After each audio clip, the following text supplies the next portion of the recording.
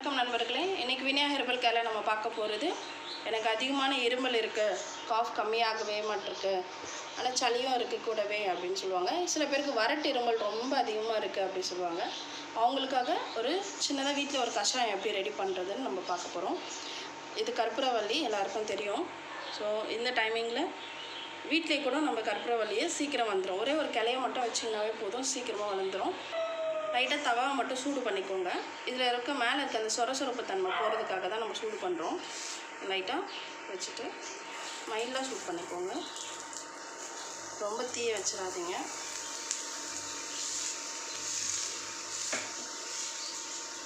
இது காலையில் ஆக்சுவலாக மார்னிங் தான் பண்ணணும். இது கலர் மாறிடுச்சு, அவ்வளோதான், எடுத்துடலாம்.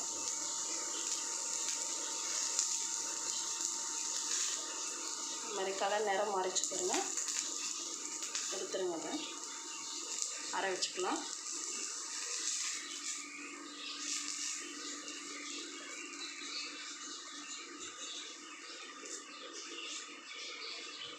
ஆறுனதுக்கப்புறமா ஒரு ஜாரில் போட்டுக்கோங்க. அப்படியே உங்களால் வந்து அம்மி இருந்துச்சுன்னா அதிலே வந்து நீங்கள் கஷாயம் எடுக்க முடியும்னா அப்படியே எடுத்துக்கலாம். சாறு மட்டும் ஒரு 5 இல்லை 6லேருந்து ஒரு 10க்குள்ளே ஒரு துளசி இலைகள் அதையும் போட்டுக்கலாம். போட்டு ஒரு கொஞ்சமாக தண்ணி விட்டுட்டு அதை நல்லா மைய அரைச்சி அந்த சாறை மட்டும் எடுத்துக்கலாம். அரைச்சாச்சு, இதை நம்ம வடிகட்டி எடுத்துக்கலாம் தனியாக.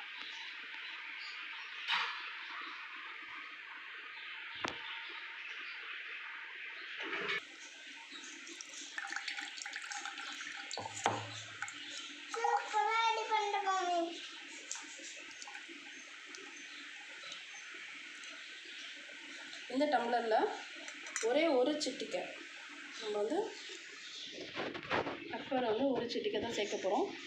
ஒரு சிட்டிக்கை பெப்பர். இதை நல்லா மிக்ஸ் பண்ணிக்கோங்க.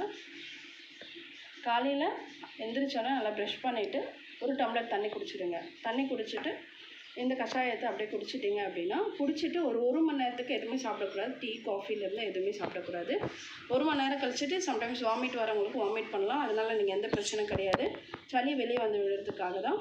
வறட்டு இருமல் கொஞ்சம் கொஞ்சமாக கம்மியாயிடும். இது மாதிரி தொடர்ச்சியாக ஒரு 3 நாளைக்கு எடுத்துக்கிட்டிங்க அப்படின்னா வறட்டு இருமல் தொடர்ச்சியாக நல்லாயிடுங்க.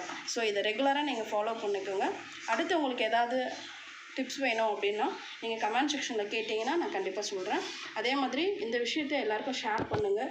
நீங்கள் சப்ஸ்கிரைப் பண்ண அவசியம் கிடையாது, லைக் பண்ண கூட எனக்கு வேண்டாம். ஆனால் கண்டிப்பாக ஷேர் பண்ணுங்கள். இது யாராவது ஒருத்தருக்கு கண்டிப்பாக போய் யூஸ்ஃபுல்லாக பயனுள்ளதாக இருக்கும்னு நான் நம்புகிறேன். நன்றி.